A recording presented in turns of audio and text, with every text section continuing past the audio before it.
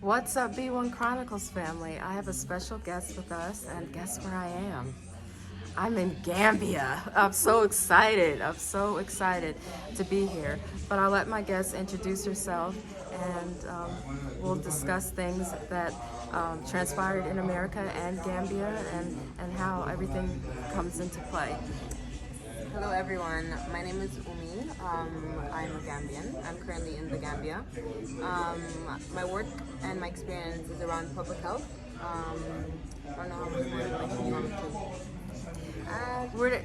You lived in the U.S. for Yes, some I time? did. I did high school and my undergrad in the US, and then I moved back to the Gambia as soon as I finished my undergrad in 2017. And I've been here since then, but I've moved to the UK for a couple months for my master's, but I ended up coming back to the Gambia per usual. Yes, so that's pretty much it. That's exciting, and that's a great experience being outside of your of Gambia and learning, different countries. I wanted to discuss a little bit how your experience going to an American school and being from a different country. How did that affect you, or what was the experience like? Okay, so my entire life I've moved around to different countries, and they were either international or American, but it still didn't mean it was the same as what I experienced when I went to the US. Sure. For the most part, because those American or international schools were outside of the US, you had more international and diverse populations within those schools. Right. But once in the US, though still diverse, there were still similarities within the population, whether it's Black Americans, Hispanics, or the white people. But it was, for me, the only culture shock, I don't know if it was even culture shock, was the whole colorism that I experienced. And the colorism was within people that were Black themselves. I mean, within the white population, they had their own viewpoints and whatnot. So I did not even pay attention to that, because that was already something we received Right. all over the world in a sense. Right. So that was what was shocking. But I mean, I was able to deal with it. Yeah, and it's unfortunate because of our history with colonization, how our people are separated, and we're taught different things about people on the continent, and vice versa, and there's a division. But were you able to overcome any of those issues with some of the students, or did they learn your culture more, or did they have a better understanding, of a person that's one of their sisters that's from Gambia? I think for the most part, it had to do with me. Well, before I went to the U.S., people did tell me about that. But I mean, until you experience it, then you don't really understand the magnitude of what they're talking about. Right. But I feel, because it was never an issue for me, colorism, or I never realized how dark my skin was. So, and I like my skin. So Yeah, you're beautiful. I wish I had more melanin. I'm trying to get it. I'm trying to get it. So it didn't really impact me mentally, but you have some people who do face a different type of colorism back home. Right. So that's also a thing. So if I already maybe had gone to the US already feeling insecure about my skin tone, it would have impacted me in general.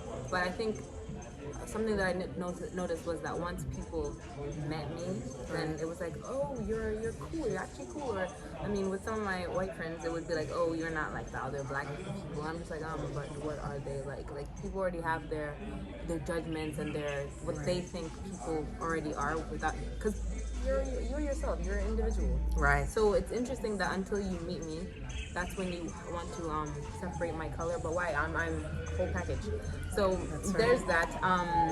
But I think as the world is getting more familiar with, like, the blurred lines and globalization and social media, people are becoming more accepting and open to the differences, even though there isn't much of a difference. And I feel like when I went to undergrad, I was a part of the African Student Association. Uh-huh. A lot of our topics had to do with, it was conversations around people in motherland, Africa, and people in America, who some might not know where they're from and whatnot. And you notice that there was a lot of tension between the two groups.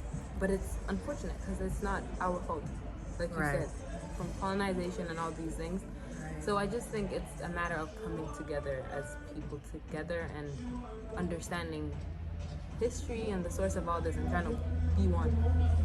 It's true, and definitely, even when I was in school, I saw some colorism concerning people from the continent, but I was raised differently by my mom. She taught us a lot.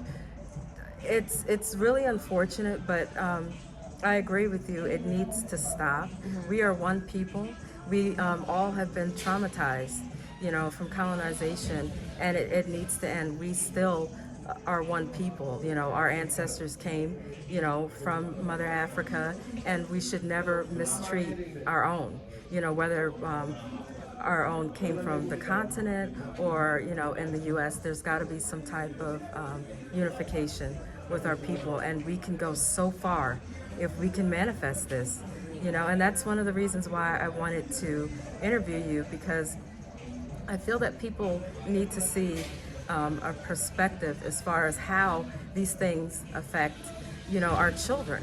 You know what I'm saying? Like, with the issues, when you were going to school, these are things that were taught, to the children, and it transferred over, and it can also develop within children low self-esteem, a hatred, of each other and things of that nature. So we as parents, have to do better in correcting and raising our children, and also teach our children more about each other, because even though we are one people, we grew up in different environments. Our traumas are different but similar.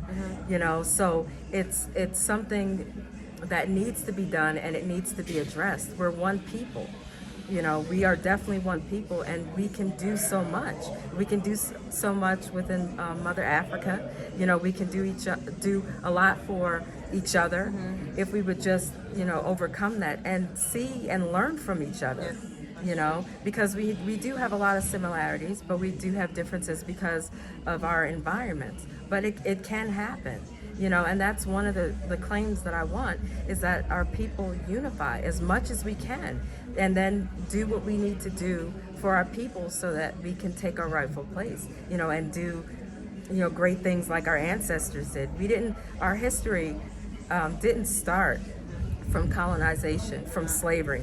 I mean, we came from greatness, whether we're on the continent, the ones that are still here, or the ones that are spread out in the diaspora. So I definitely appreciate you taking the time and speaking. And is there any advice or any positive words or anything that you want to say before we end the video?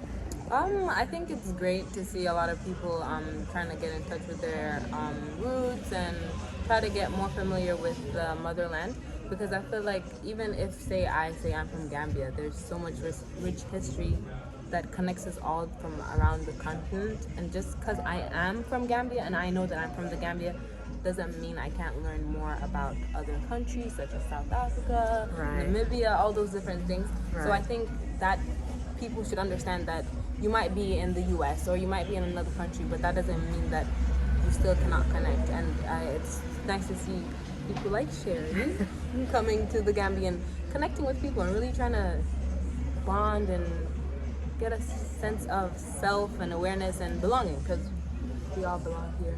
We do. It's all about humanity. Yeah. And what I've said in previous videos is one of the most humane things to do is to uplift a people that has been traumatized and correct, the damage, and unify, the people.